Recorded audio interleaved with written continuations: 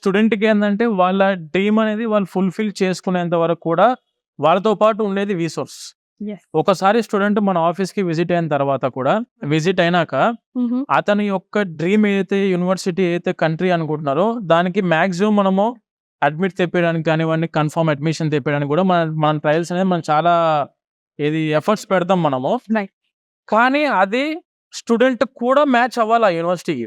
ఇప్పుడు ఆ యూనివర్సిటీకి కూడా వాళ్ళ రిక్వైర్మెంట్స్ ఉంటాయి. ఆ రిక్వైర్మెంట్స్ కూడా స్టూడెంట్ మ్యాచ్ చేసినప్పుడు వాళ్ళు అనుకున్న యూనివర్సిటీలో మనం ఇప్పేయడానికి అయితే ఎటువంటి ఇబ్బంది ఏం లేదు. Yes. But mostly will be trying our level best to get the admission in the specific university. ఆ స్టూడెంట్ అనుకున్న స్పెసిఫిక్ యూనివర్సిటీ చేయడానికి ట్రై చేస్తాం.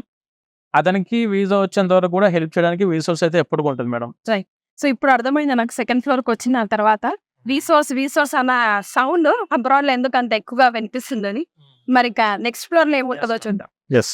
సో నాగేంద్ర గారు, రీసోర్స్ థర్డ్ ఫ్లోర్ లో మ్యాజిక్ జరగబోతుంది. ఇక్కడ ఏం జరుగుతుంది?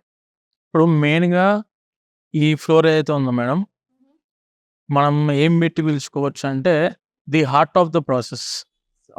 ఓకే. టోటల్ స్టూడెంట్ అప్లికేషన్ దగ్గర నుంచి స్టార్ట్ చేసి వీసా ఫైలింగ్ వరకు కూడా మొత్తం జరిగేది ఇందులోనే. ఇప్పుడు మనము గ్రౌండ్ ఫ్లోర్ చూసాము, that is for education loan.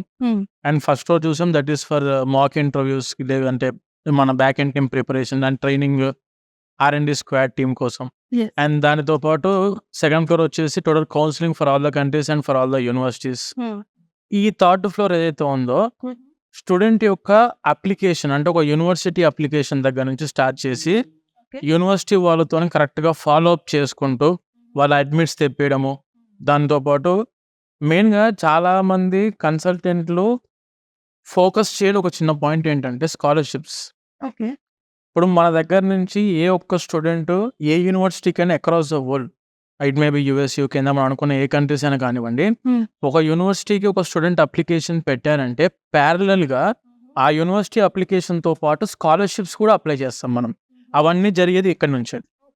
University అప్లికేషన్తో పాటు స్కాలర్షిప్స్ అప్లికేషన్స్ కూడా పెట్టి, ఇప్పుడు యూఎస్ఏలో చాలా యూనివర్సిటీస్ ఏంటంటే 40%, 50% వరకు స్కాలర్షిప్స్ ప్రొవైడ్ చేస్తున్నాయి. ఒక 10 లక్షల రూపాయల యూనివర్సిటీ ఫీజు అనుకోండి, ఒక 10 lakhs యూనివర్సిటీ ఫీజు అప్రాక్సిమేట్గా ఒక యూనివర్సిటీ ఫీజు ఉంటే 5 లక్షల రూపాయలు స్కాలర్షిప్ వస్తుంది స్టూడెంట్కి. ఇక్కడ మనము అప్లికేషన్ పెట్టేటప్పుడు స్కాలర్షిప్స్ అప్లై చేయకపోతే రావు స్టూడెంట్స్కి. సో మెయిన్గా ఏంటంటే ఒక స్టూడెంట్ అప్లికేషన్ పెట్టిన తర్వాత ప్యారలల్గా స్కాలర్షిప్స్ అప్లై చేస్తాము. అంటే ఒక 5 to 10 lakhs వరకు కూడా స్టూడెంట్ బెనిఫిట్ అవుతారు. రేపు మన వీసా వచ్చి స్టూడెంట్ యూఎస్ఏకి రీచ్ అయిన తర్వాత కూడా వాళ్ళ క్లాస్ రూమ్లో ఒకడు వచ్చేసి 10 లక్షల ఫీజుతో కూర్చుంటాడు, ఇతనేమో 5 lakhsతో కూర్చుంటాడు. దీనివల్ల ఏంటంటే మా రీసోర్స్ వాళ్ళు బాగా చేశారా వర్క్ అని చెప్పి అతని మైండ్లో వచ్చినప్పుడు he will promote us like anything. Correct. అంటే వాళ్ళ ఊర్లో కానివ్వండి, వాళ్ళ ఫ్రెండ్స్లో కానివ్వండి, చాలా మందికి అది నువ్వు అక్కడికి వెళితే నీకు ఫీజులో చాలా డిఫరెన్స్ వస్తుంది. స్కాలర్షిప్స్ పెడుతున్న వాళ్ళు బయట చాలా మంది స్కాలర్షిప్స్ లేకుండా మన యూనివర్సిటీకి వచ్చారు ఇక్కడికి, నువ్వు వాళ్ళ దగ్గరికి వెళ్ళి అని చెప్పి ఒక్కసారి మౌత్ ప్రమోషన్ స్టార్ట్ అయితే madam, that is more than enough for a consultant.